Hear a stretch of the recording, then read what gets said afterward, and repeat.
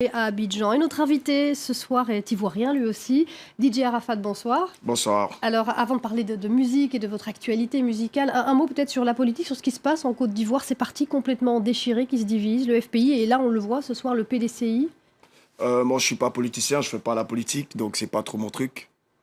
Donc Voilà. on vous a habitué, on vous a entendu en général ne pas avoir peur de dire ce que vous pensez pourtant. Ouais, je n'ai pas peur de dire ce que je pense, mais là je suis pas là pour ça, je suis là pour parler de moi, de mes concerts et de la jeunesse ivoirienne.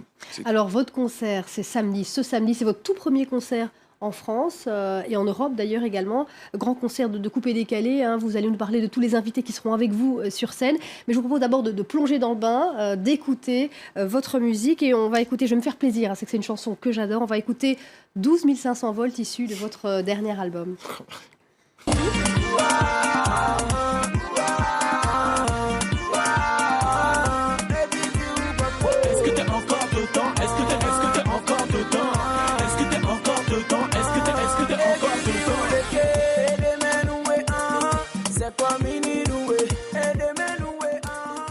DJ Arafat donc sur scène ce samedi au Doc Pullman.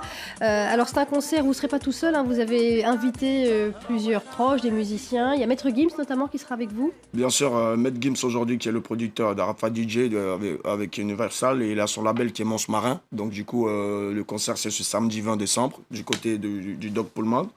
Ce concert c'est spécialement pour toute la jeunesse et tous les fans d'Arafat DJ qui n'ont pas pour habitude de se rendre dans mon pays en Côte d'Ivoire parce que chaque 26 décembre je fais un concert aussi là-bas.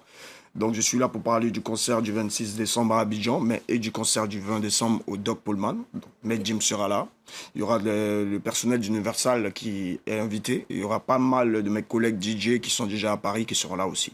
DJ Arafat, vous avez attendu pas mal de temps pour venir en France. Ça fait déjà une dizaine d'années que vous êtes très connu et reconnu. Pourquoi avoir attendu autant de temps pour venir sur les scènes d'Europe?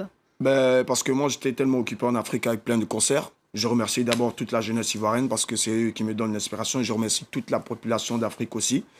Voilà, j'avais des concerts en Afrique, ce qui a fait que je n'étais pas ici. Mais là, ça va. J'ai décidé de faire plaisir à la jeunesse, à tous les jeunes de Paris.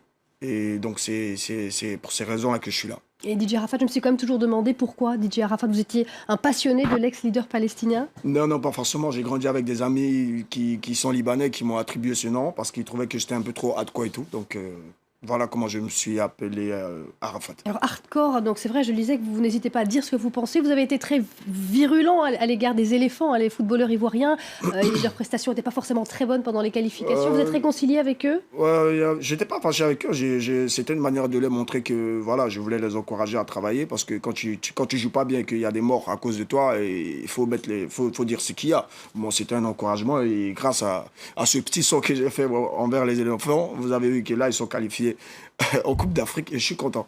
Alors on va écouter, si vous le voulez bien, DJ Arafat, votre nouveau single. Hein, on va écouter 2 matins, 3 le soir et on se retrouve juste après.